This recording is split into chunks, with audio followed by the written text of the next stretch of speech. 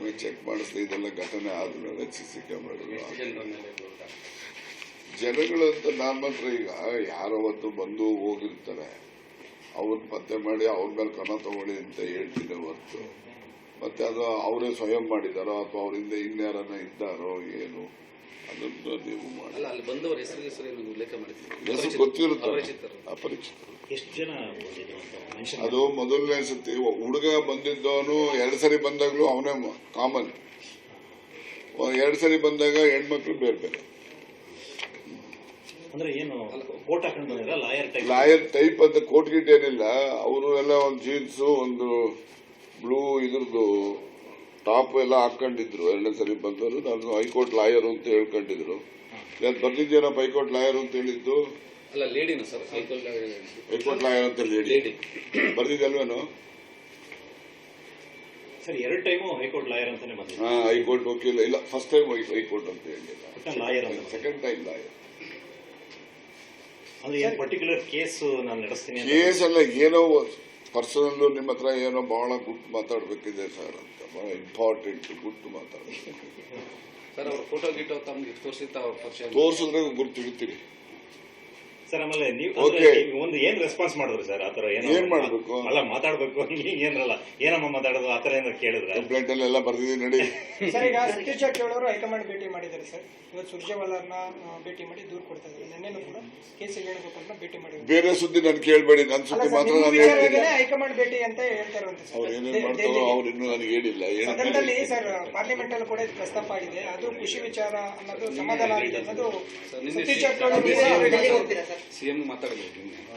ಏನು ಈ ವಿಚಾರ ಸಿಎಂ ಅಷ್ಟೇ ಹೇಳಿದ್ದು, ಅದೇನೇ ಕಂಪ್ಲೇಂಟ್ ಕೊಟ್ಟಿಲ್ವಂತೆ, ಯಾವ ಕೊಡ್ತೇವೆ ಅಂದ್ರು, ನಾಳೆ ಕೊಡ್ತೀರಿ ಅಂತ ಹೇಳಿದ್ರು ಅಷ್ಟೇ. ಇವ್ರು ಕೊಡ್ತಾ ಇದ್ರು.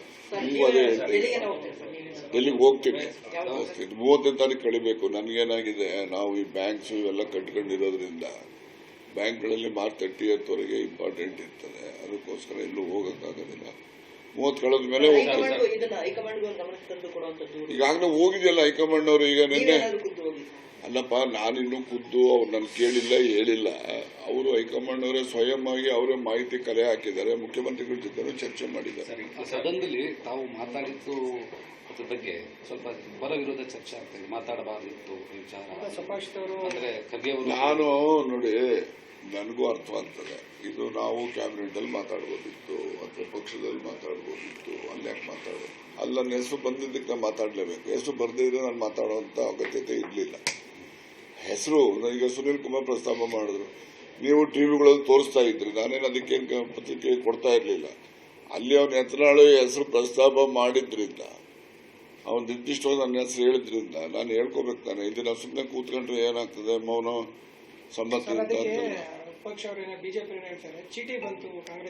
ಯಾರು ಚೀಟಿ ಕೊಟ್ಟವರು ಯಾರು ಬಿಟ್ಟೋ ನನಗೂ ಅದಕ್ಕೆ ಸಂಬಂಧ ಇಲ್ಲ, ನನಗೆ ಗೊತ್ತಿಲ್ಲ. ಸಿಬಿಐ ತನಿಖೆ ಆಗಬೇಕು ಅಂತ ಅವರು ಯಾರು CBI ಎಲ್ಲರೂ FBI ಮಾಡ್ಲಿ ಬಿಡಪ್ಪ. ರಾಜ್ಯದಲ್ಲಿ ಈ ರೀತಿ ಪ್ರತಿಷ್ಠಿತ ಗಣ್ಯ ವ್ಯಕ್ತಿಗಳನ್ನ ಮಾನಹಾನಿ ಮಾಡುವಂತ ಒಂದು ಹೊಸ ಇದು ಚಾಳಿ ಹೊಸದಲ್ಲ ಇದು. ಈಗಾಗಲೇ ಹಿಂದಿನ ಉದಾಹರಣೆಗಳು ಎಷ್ಟಿದ್ದಾವೆ. ಈಗ ರಮೇಶ್ ಜಾರಕಿಹೊಳಿ ಆಯ್ತು. ಈಗ 8 ಜನ ಕೋರ್ಟ್ ಅಲ್ಲಿ ಸ್ಟೇ ತಗೊಂಡು ಇದ್ದಾರೆ. ಅದೇನಿದು ಹೊಸದಾಯ್ತು. ನೋಡಿ, ಯಾರ್ಯಾರು ರಾಜಕೀಯ ನಾಯಕರಿರ್ತಾರೆ ಅವರನ್ನ ಮಣಿಸ್ಬೇಕು ಅಂತೇಳಿ ಅವ್ರ ವಿರೋಧಿಗಳು ಕೆಲವು ಜನ ಇದನ್ನ ಮಾಡ್ತಾ ಇದ್ದಾರೆ. ಇದೇನು ಹೊಸದೇನಲ್ವಲ್ಲ ಇದು.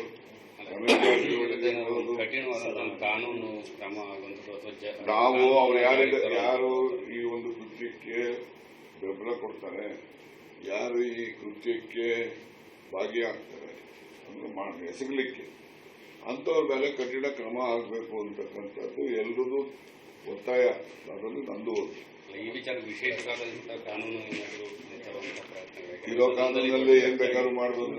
ಇರೋ ಕಾನೂನು ಉಪಯೋಗಿಸಿದ್ರೆ ಸಾಕು, ಹೊಸ ಕಾನೂನು ಯಾಕೆ? Okay, thank you.